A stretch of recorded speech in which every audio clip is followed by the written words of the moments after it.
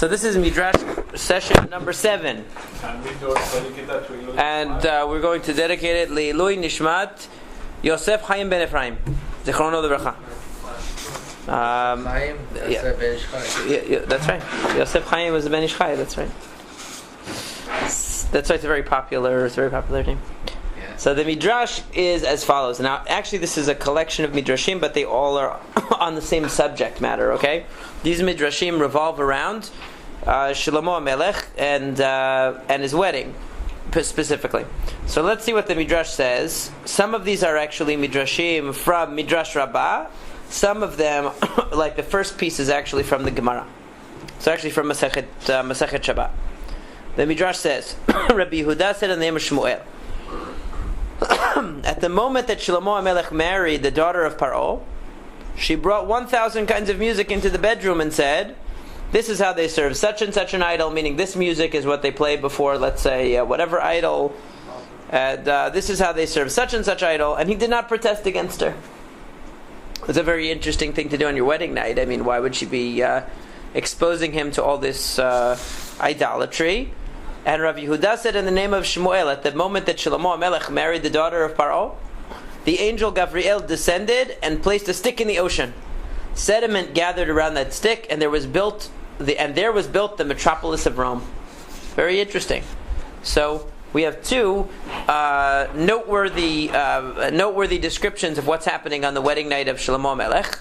The first is that he's entertained by lots of different idolatrous music, essentially, and is introduced to a whole different culture, the idolatrous culture that his wife is bringing to him, specifically his favorite wife, or the wife that had a unique place in his heart, as we're going to see, which is the daughter of Pharaoh. And this was the night that Rome was founded, or the future.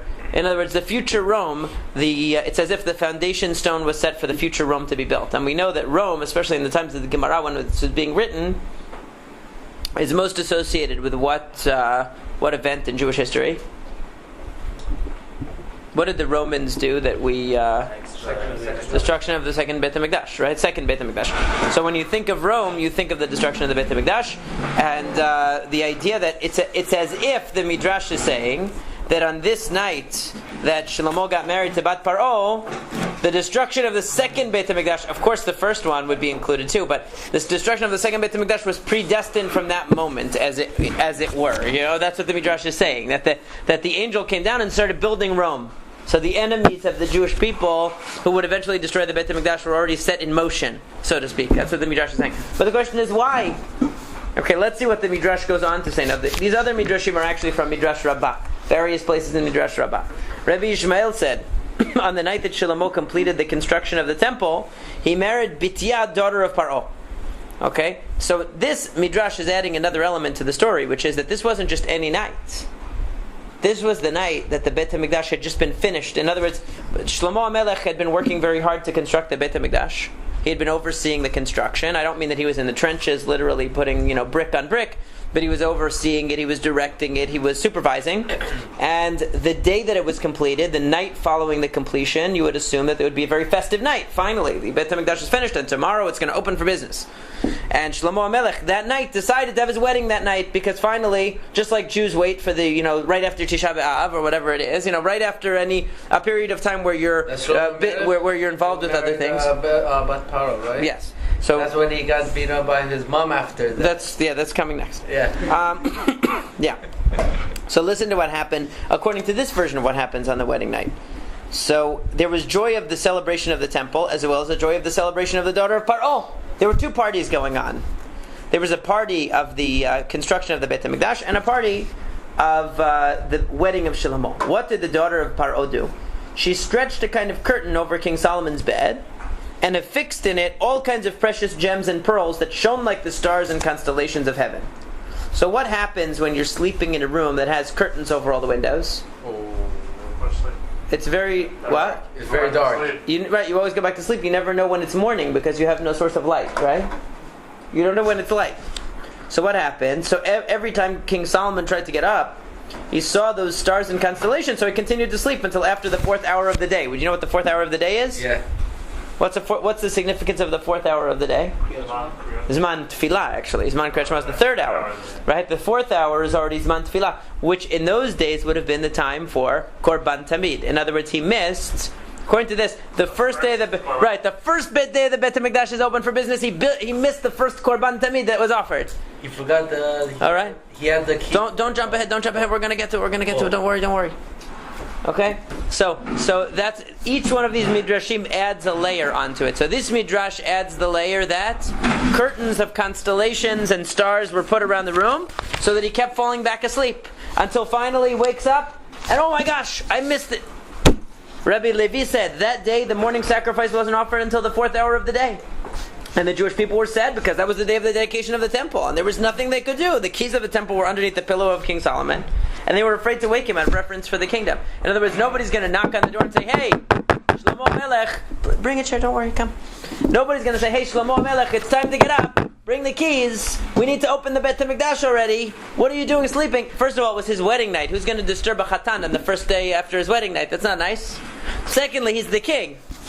So, you don't know what the consequences might be of such a chutzpah to awaken him.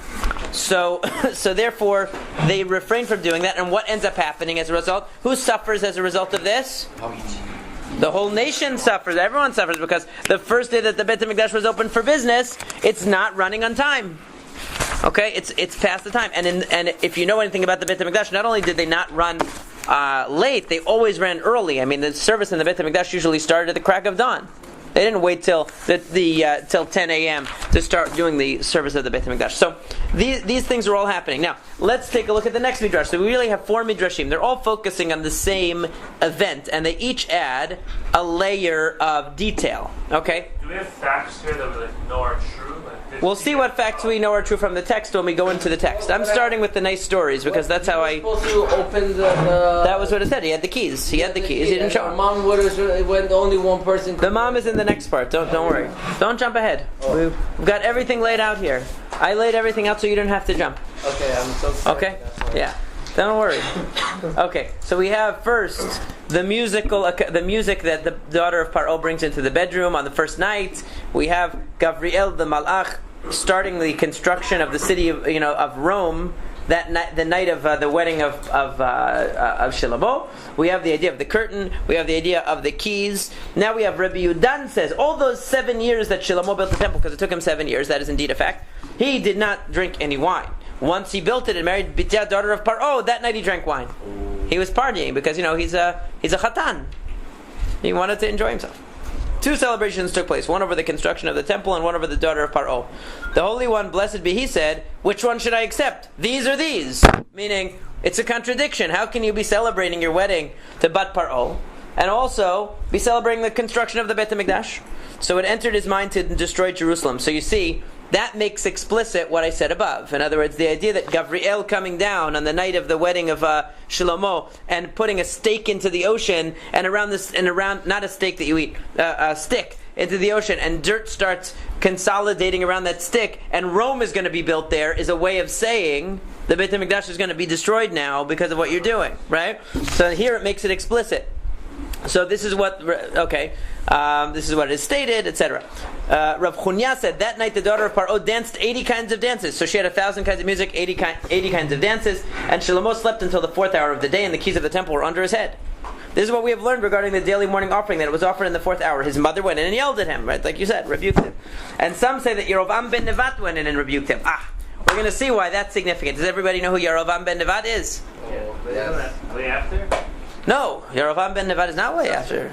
Yerovam ben Nevat started rebelling against Shlomo during the time of Shlomo, and Shlomo tried to kill him, so he ran away. And then he waited, and then Achia Shiloni comes to Yerovam ben Nevat and tells him, "You're going to be the king of Malchut Yisrael, the northern kingdom." But it's not until the times of Rechavam, it's not until the times of Shlomo's son that he actually takes power. But he actually rebelled against Shlomo during the time of Shlomo. He was a worker. He was actually one of the, I wouldn't say one of the higher ups, but one of the people in charge of building projects and things like that for Shlomo, that eventually is, ends up rebelling. Yeah. So Rebbe, how come that is no Shlomo Melech? Do you know that it's forbidden to go marry a goya, and you know that Moshe Rabbeinu that was before he did it. He married Bat Pharaoh. He did it before the Torah gave it. So why? Well, let's take it step by step. Let's just try to understand first. Now the Rambam says that all of these marriages that Shlomo had, Shlomo didn't just marry Bat Pharaoh. He married a lot of non-Jewish women, and the Rambam says that it doesn't mean that he married them in the state of non-Jewishness. They did what people do today, which is they did a type of conversion. He did some kind of a formal conversion. They went to the mikveh. They said, "I'm going to be Jewish now." But you can take the girl and say she's now Jewish. But if she's an Egyptian, you can take the girl out of Egypt. You can't take the Egypt out of the girl, right? That's what they said. For politics, though. Right. It was political alliances. All of these things were political alliances, and his halachic rationalization for it was, she went through a conversion. It had to happen when the Beit HaMikdash was built in, because that was the point. He did it then because that was the point of the Beit HaMikdash, for all these diplomatic. Right, but he already had these diplomatic relationships even before that. He married Bat Pharaoh around the same time. So the Midrash literally makes it happen at the same night. Okay, but we're going to see from the Psukim that there's a reason why the Midrash does that. So it doesn't ever say in the Psukim. It says in the Psukim that he married Bat Pharaoh. His relationship with her was before the Beit HaMikdash. But it seems, that's what seems to be the case. Okay, now the Midrash has it that it happened actually on the same night. Now that can be a Midrashic flourish. Why does the Midrash put two events happening at the same time that didn't necessarily happen actually on the same night, but they happened around the same time, to try to bring out some contrast, conflict, or contradiction in Shlomo's behavior by saying he did these two things exactly at the same time. How could anybody at the exact same time be consecrating the Beit HaMikdash and also marrying the daughter of Pharaoh? How is it possible? The Midrash is trying to make the seeming contradiction in Shlomo's values and attitude very, very stark. To make that contrast as emphatically as possible, they make it on the same night. The Midrash doesn't necessarily have to be taken factually as much as it's taken as a rhetorical flourish to teach us that these two things, it's as if they happened on the same night. Because how could he be doing these two things simultaneously? How could his mind be operating in these two tracks simultaneously when they're totally in conflict with one another? Okay, now let's take a look at the Psukim, and I think what you're going to find, we're going to see what's amazing about these Midrashim. To me, I love teaching the Midrash in general, but what's amazing about these Midrashim in particular is we're going to see that almost every motif from the Midrash is found in some form in the actual Psukim. And we're going to begin to see what's going to happen is a picture of what is the Midrash trying to say about Shlomo. We see that it's critical, obviously. Okay, it's saying that his marriage to Paro had a negative impact on him, and a negative impact on the people, and a negative impact, and interfered with or undermined what he was trying to accomplish with the Beit HaMikdash. If we were to summarize what the Midrash is saying in simplistic terms, okay, we would say that the Midrash, at the very least, is trying to say that this marriage to the daughter of Paro undermined him personally, and undermined whatever he was trying to accomplish with the construction of the Beit HaMikdash, so much so that it's as if he did two contradictory things on the same night. Okay? And the celebration of Bat Paro was greater than the celebration of the Beit HaMikdash, meaning it drowned out whatever good he was going to accomplish from the Beit HaMikdash. That's what the Midrash is saying on the very simple level, when you just look even slightly beneath the surface. But let's see the depth of it, okay? So look at Sefer Melachim, and everybody knows Sefer Melachim by heart, but just for myself, because I don't, I put these quotations here. So it says in Sefer Melachim Aleph, Perek Zayin. It was in the 480th year after the people of Israel had left the land of Egypt, in the 4th year of Shlomo's reign over Israel, in the month of Ziv. These are the names that they used to use at this period of time, which is the second month. The second month, according to the Torah, is Iyar, right? That he began to build the house of Hashem. And when there's ... that means these are not consecutive Pesukim. Then this word of Hashem came to Shlomo concerning this house which you are building. If you will live according to my regulations, follow my rulings, and observe all my mitzvot. This is an imperfect translation, but at least it's not archaic. That's why I used it. and I didn't have time to translate word for word all by myself. It takes a lot of time. I do that like for the Midrashim, but it's hard to do it for this. If you will live according to my regulations, follow my rulings, observe all my mitzvot, and live by them, then I will establish with you my promise that I made to David your father. I will live in it among the people of Israel, and I will not abandon my people Israel. Okay, the foundation of the house of Hashem was laid in the 4th year in the month of Ziv. Okay, etc. Okay, so thus he was 7 years building it. Now, what event in history do we use as our dating in order to date this event? In order to date the event of the Beit HaMikdash construction, what event was used as a point of reference? Pharaoh became king. In the 480th year after the people of Israel had left the land of Egypt. Now, if you want to come up with a really handy kind of a reference point, you don't go 500 years in the past, right? So it's trying to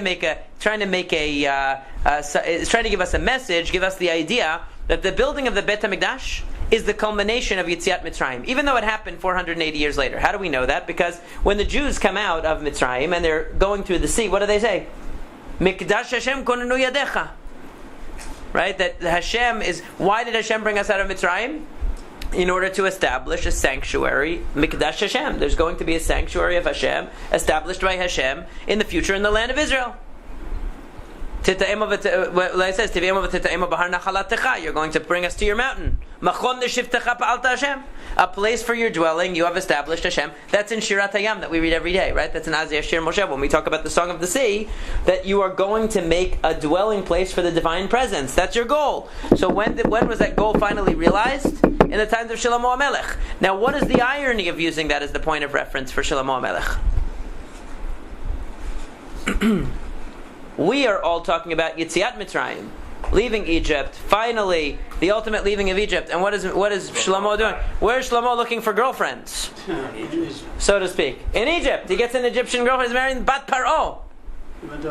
Okay? But the irony of that can't be...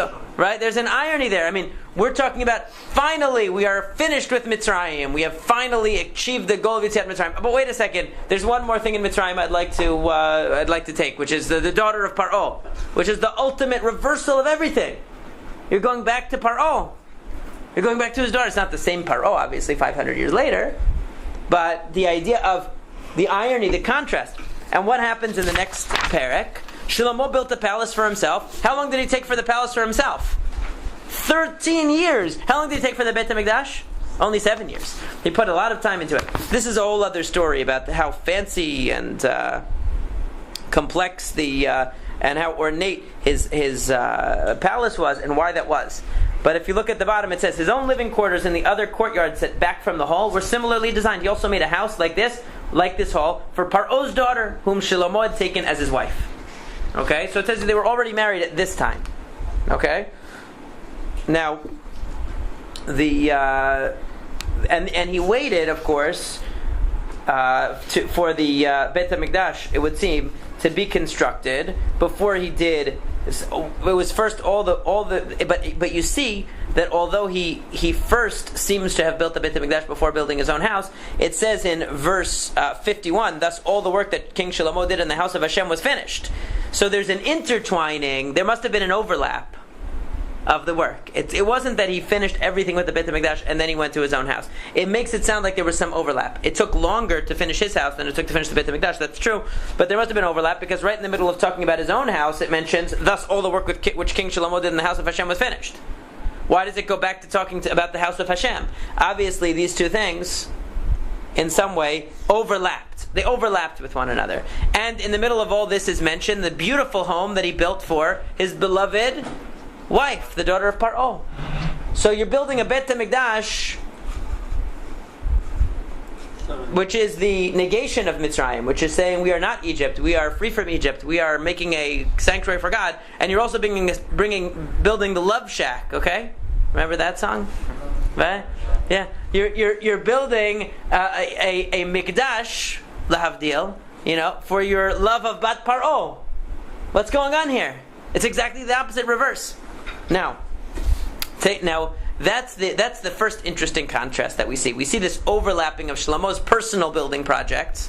How How exactly the time overlapped, how exactly it worked, you can look at the Mefarshim, they try to work out all the dates, we're not getting into those details, but how much it overlapped, when it overlapped, what was finished first, what the years were here, it doesn't matter so much. On purpose, all the building projects are put together to show you that he invested a tremendous amount of time, both in the Beit HaMikdash and in his own palace and in his wife's palace, his main wife, which was the daughter of Pharaoh. Okay? Now, Sefer Melachim Aleph, chapter 9, when the Kohanim come out of the holy place, this is the actual dedication of the Beit HaMikdash. Okay? Shlomo says in his famous prayer, Hashem said he would live in thick darkness, but I have built you a magnificent house, a place where you can live forever. Now obviously Hashem doesn't literally live in the Beit HaMikdash, but that's the way he speaks. And notice when he turns around and he speaks to everybody in the second paragraph, then the king turned around and blessed the whole community of Israel. The whole community of Israel stood, as he said, Blessed be Hashem, the God of Israel, who spoke to my father David with his mouth and fulfilled his promise with his hand. He said, since the day I brought my people Israel out of Egypt, I chose no city from any of the tribes of Israel in which to build a house, so that my name might be there. But I did choose David to be over my people Israel. Okay? So again, the idea of this is the sealing off of any relationship with Mitzrayim. There's been unfinished business since we left Mitzrayim, and I'm finishing it right now, except that I also married Bat Paro. Right? Now, so that's a little bit of an irony. And we go to the next page.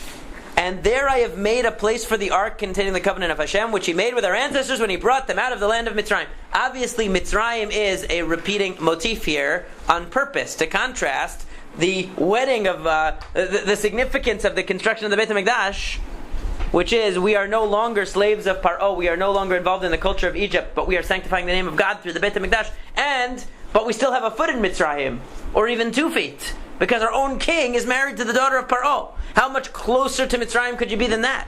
You can't get any closer than being part of the royal family of Egypt. You can't imagine a greater closeness. So that's the first motif that's being emphasized, although that comes back. There's another motif here that's being emphasized, and I put some of it in bold. Okay, then Shlomo stood before the altar of Hashem in the presence of the whole community of Israel, spread out his hands towards Shamayim. What did Bat Paro make her curtain look like in the love shack over there? Right? The Shamayim, the constellations, the stars. Right? What is the purpose of the Beit HaMikdash? To cause us to look towards the actual Shamayim. Right? So he spread out his hands towards Shamayim, and he said, Hashem, God of Israel, there's no God like you in Shamayim or on the earth below. And then he says, and then there's a ... here because it doesn't exactly go. But can God actually live on earth? Why? Hashamayim u'shmei Hashamayim lo yichalkelucha. Right? That's the pasuk in Hebrew. Right? The heaven and the highest heavens can't contain God.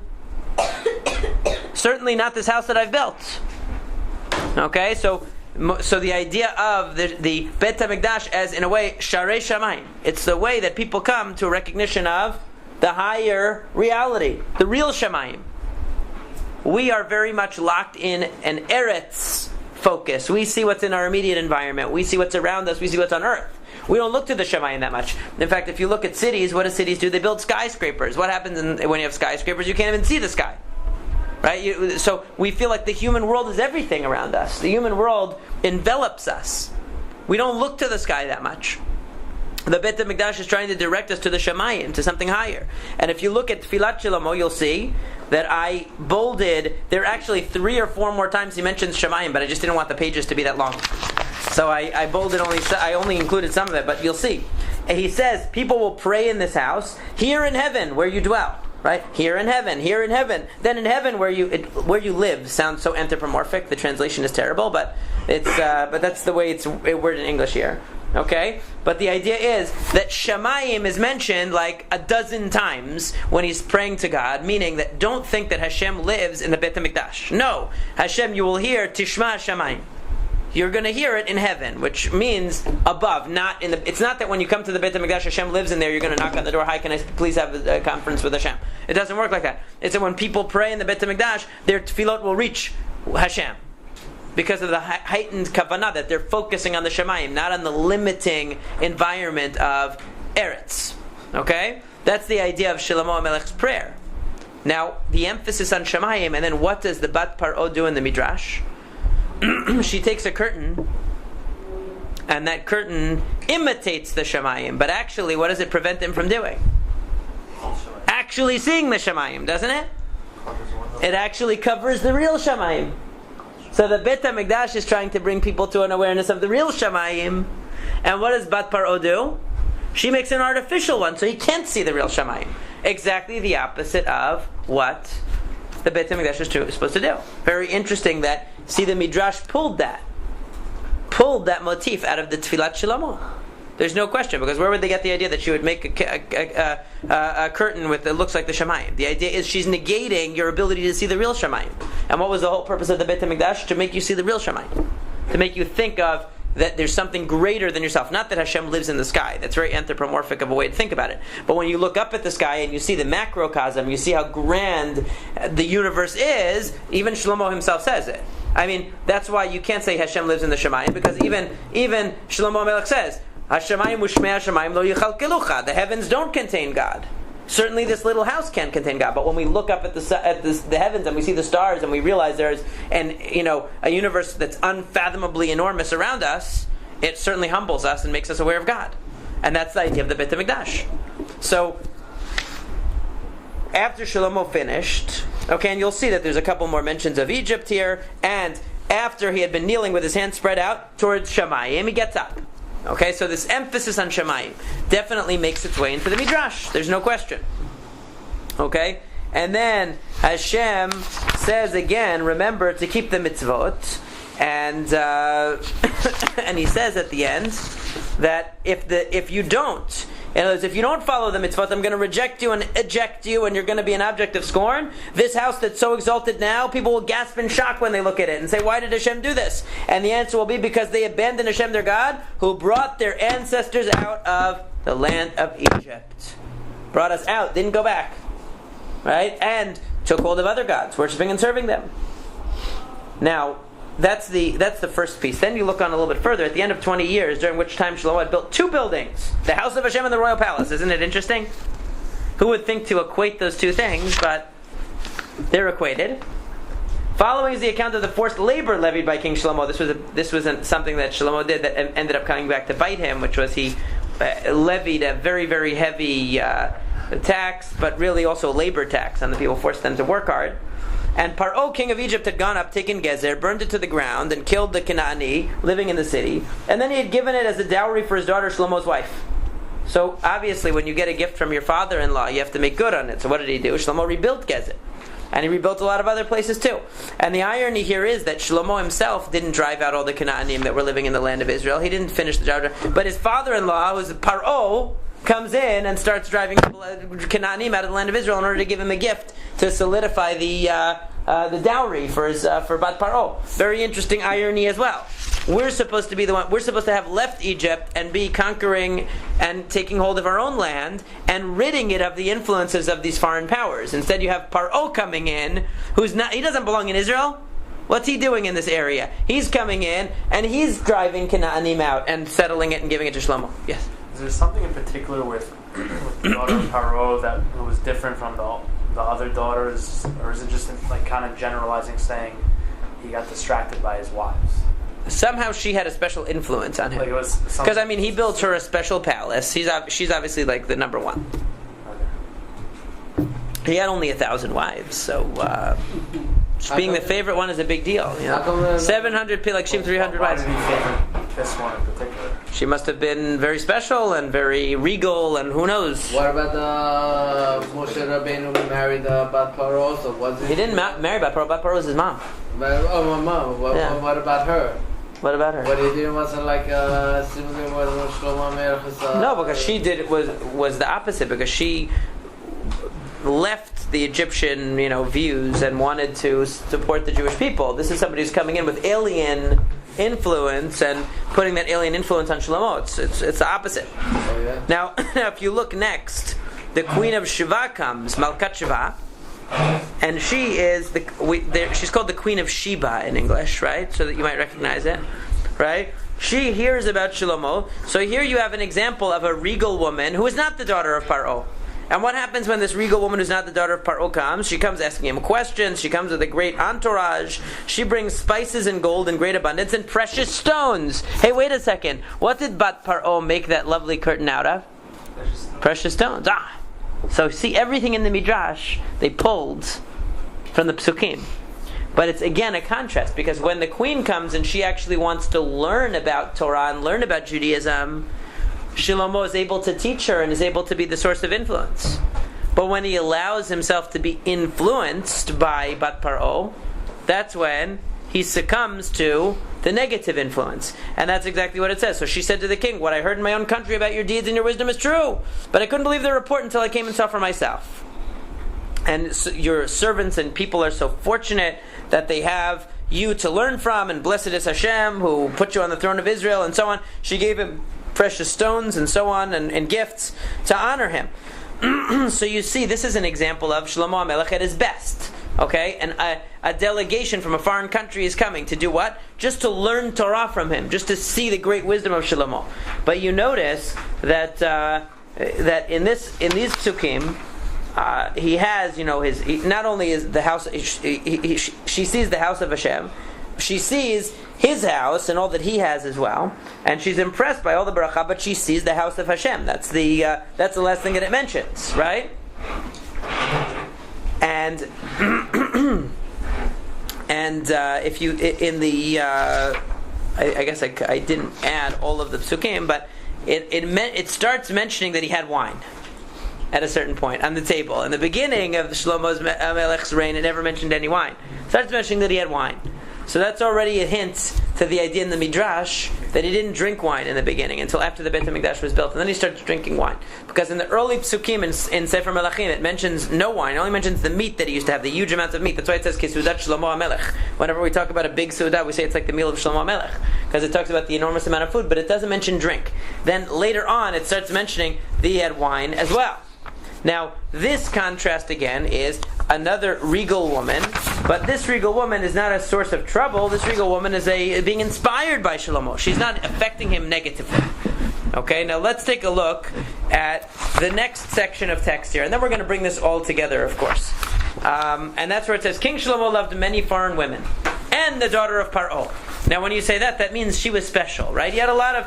There were women from the Moavi, Ammoni, Edomi, Sidoni, Chiti, nations about which Hashem had said to the people of Israel, "You're not to go among them, nor they among you, because it will turn your hearts away towards their gods." But Shlomo was deeply attached to them by his love. He had 700 wives, all princesses, and 300 concubines, and his wives turned his heart away. And when Shlomo became old, his wives turned his heart away toward other gods, so that he was not as wholehearted with Hashem as God as David, his father, had been.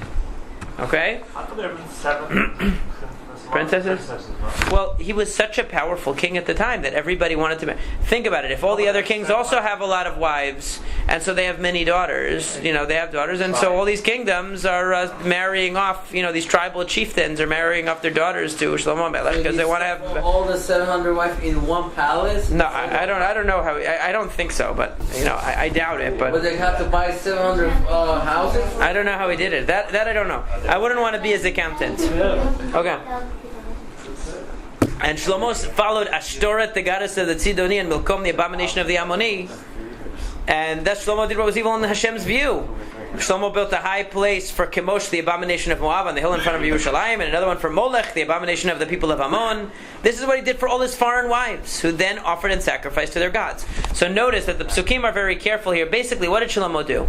He created like a UN in Israel, basically, right? Lahavdil. Even his UN wasn't as bad as the one we have now, right? But what he did was he brought, in other words, since he had all of these foreign women that he married from all these different cultures, he didn't have time to educate them in the ways of Torah. So what did he do? He made a little cultural center for them. Oh, here's a Moavi. The Moavi embassy over here that's going to have a mizbech for Moab, because certainly the princess of Moab that he married is going to have delegations from there coming to visit her. Oh, and for Ammon he made, and for them. In other words, he brought in idolatry to Israel in the name of multiculturalism, basically. In the name of, just like today it's very common, he started to allow these things to exist in Israel, not because he believed in them, of course not, but because he wanted to show tolerance for these other peoples that he was making all of these, he had all these treaties with, and he wanted his wives to have a place to go to keep their culture, to observe their culture. Can't you say it was also like to put a good spin on it to spread his influence throughout the world? That's his rationalization for sure. But you're saying that he did that. He was trying to. That was his rationalization. He definitely thought, I am bringing the world together. How am I going to bring the world together? If you want people of a different culture to come into Eretz Yisrael, what do you have to do? Create an embassy where they can go and worship their God, and then you figure that they're going to be able to have a good influence on that. That's the dream. The dream is, if I marry 700 foreign women, of course I'm not going to become like them. They're going to become like me. And I'm going to bring all the kingdoms of the world to Jerusalem now, because I'm going to be the one. Because think, he was on top of the world. He was the most powerful. The Queen of Sheba is coming to meet him. All of these kings want to marry off their daughters to him. He's very, very influential in the world. He says, I'm going to use my international stature now to exert a huge influence on all the nations of the world. I'm going to be like the Mashiach, basically. In his mind, he was going to bring in almost the messianic times. I'm going to unite the world around me by marrying all these women, making all these treaties, and and funneling all of this energy into the land of Israel. And when they come to their Moabite temples or whatever mizbachot I allowed to be built, I'm doing that in order to show my tolerance for these cultures and show them a friendly face and make my wives feel comfortable. But ultimately, we're going to bring them all to the Torah. We're going to bring them all to the right way. Of course, he was thinking that. Did he know all like 50 languages? Or I'm sure he knew a lot. I'm sure. Like the Sanhedrin have to learn 72. I'm sure he knew a lot of languages. I'm sure. Yeah? Wow. I'm sure. Now, what's the? Of course, it says that that was when he got older. When he got older, he got weaker. He was less willing to be staunch, to be a purist, He was an idol worshiper? So it doesn't seem, the way that the Chachamim understand it, and the most convincing way to understand it, even from a pshat perspective, is not that somebody like Shlomo HaMelech is actually going to worship idols. First of all, he was too smart for that. Second of all, it wouldn't say his heart was not whole with Hashem if he's worshiping idols. That's a lot worse than your heart is not whole with Hashem. I mean, that means you're completely off the path. It wasn't that bad.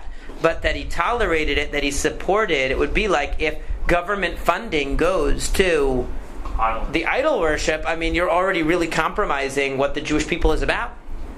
Think about it that way.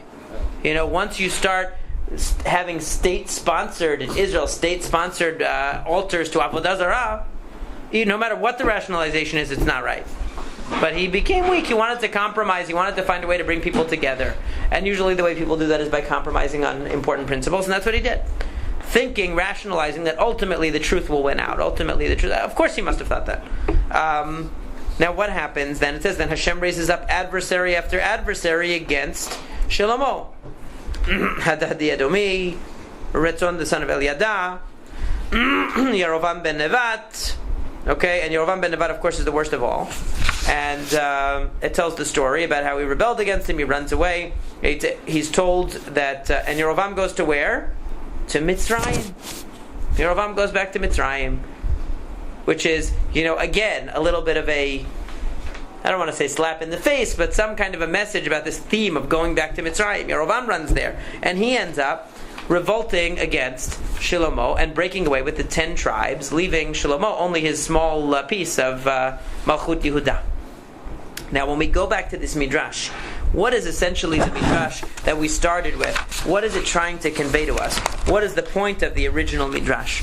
The point of this original Midrash is that Shlomo HaMelech is on the brink of a great accomplishment for the Jewish people, and really for the world even, which is to create this sanctuary, to create this Beit HaMikdash that is going to focus people on the Shamayim. It's going to focus people on Hashem. It's going to bring people away from idolatry. It's going to bring people away from the things that the Jewish people were liberated from when they left Mitzrayim. But at the same time, in his own personal failing is that he allows himself to get influenced by women.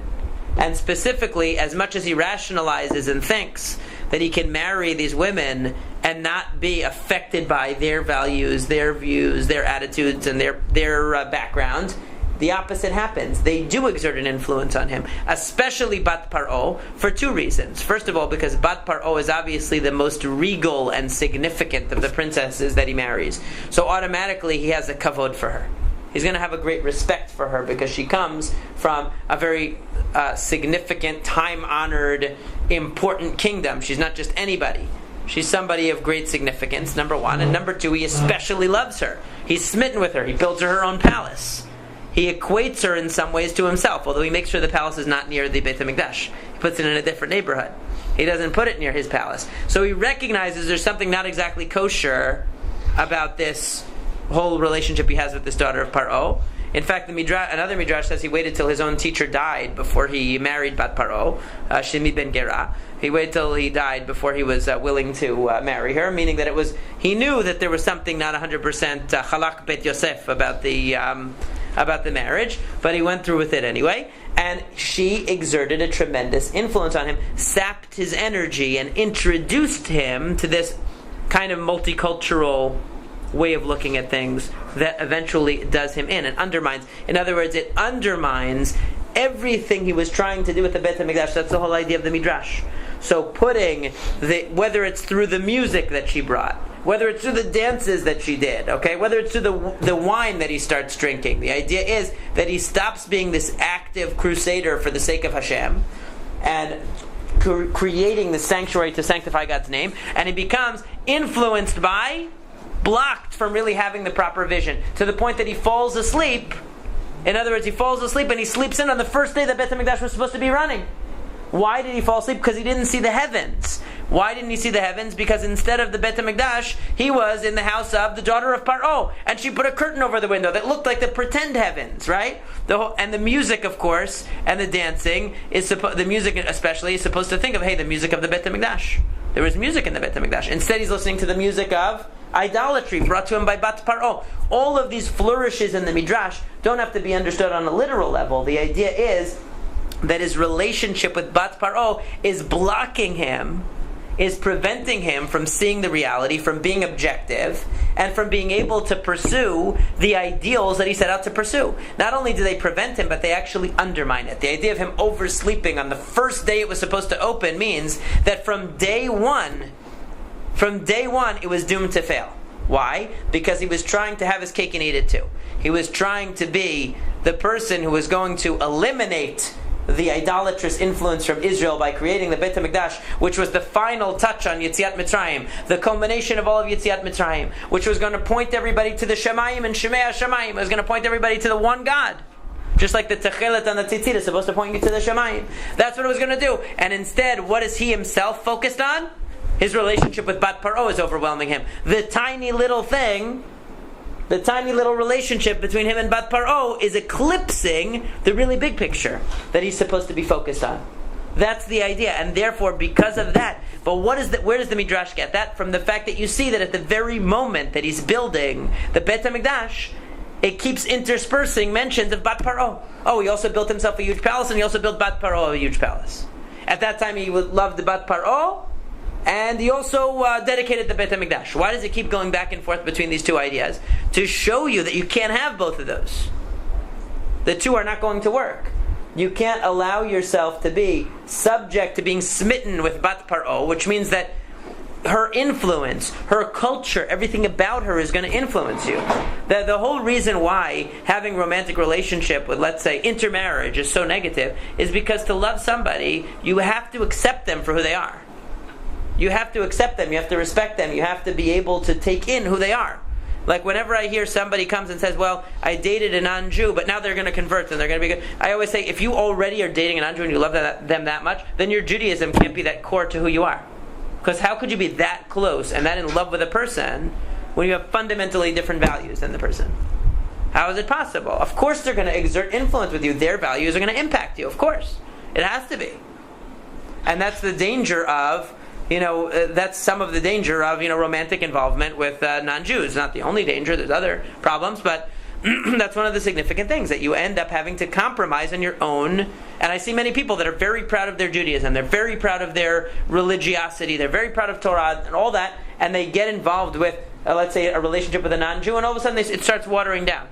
They start pulling back. Well, all religions are really okay. It's okay to believe in whatever. You see that they start to become more wishy-washy because they have to be able to rationalize and justify the relationship that they have. And this is what happened to Shlomo HaMelech. What happened to Shlomo HaMelech is his love of Hashem was eclipsed by, or was interfered with, or was undermined by his love for this Bat Paro and his desire to be able to accept her and to be able to have this close relationship with her, which inevitably influences his view of the world, to the point that his whole Beit HaMikdash project not only doesn't get off the ground properly according to the Midrash, meaning that it was tainted from the beginning by this half-hearted approach of Shlomo, this divided heart of Shlomo, but it was destined to be destroyed, meaning it was never going to achieve its real ultimate purpose for the Jewish people, because their leader, their great leader Shlomo, had a flawed vision to begin with. It was as much as he gave this beautiful rhetoric and he did a beautiful job, from the outset it was doomed to fail. That's the idea of the Midrash, because it wasn't done with a pure Ahavat Hashem. It was done with two. And as I quoted here the Rambam at the end, that he talks about forbidden relationships with women, and he says there's nothing in the entire Torah that's more difficult for the majority of people to separate themselves from than forbidden relationships, right? And how the Jews cried when they heard about the forbidden relationships. And he says, therefore it's proper for a person to subjugate his natural inclination with regard to this matter and train himself in extra holiness. And at the end he says, and as our sages, and I think this is the beautiful part, our sages give even greater advice, saying, a person should always turn himself and his thoughts to the words of Torah and expand his knowledge and wisdom. For the thoughts of forbidden relations grow strong solely in a heart which is empty of wisdom.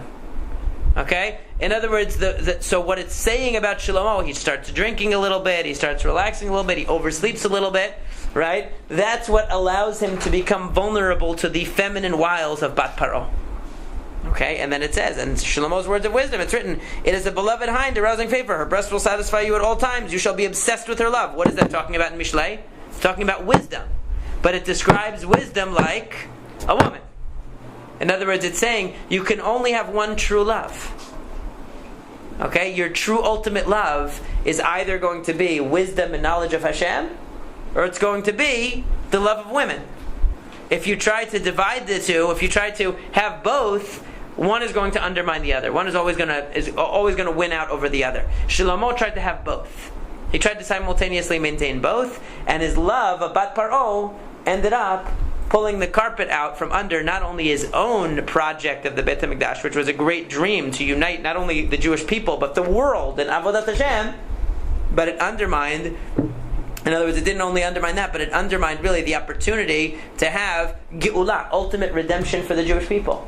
All because he got ahead of himself, and he allowed his romantic impulses, his libido, whatever it was, to blind him, to put a curtain over him, to bring music that filled his ears, whatever metaphor the Midrash uses, that prevented him from having the Ahavat Hashem, to see the big picture. He got lost in the small picture created by his relationship with Bat Paro, the romantic fantasy with Bat Paro, and you see how devastating an effect a personal relationship can have. And we see many politicians are undone by a single affair, by a single unwise relationship that they have with a woman. How many politicians, their careers ended because of that? How many? So many, right? Pretty much everyone. Almost everyone that you could think of that ended in a disaster. That was the disaster. Right? What's the? Right? He didn't. He's unstoppable. Yeah.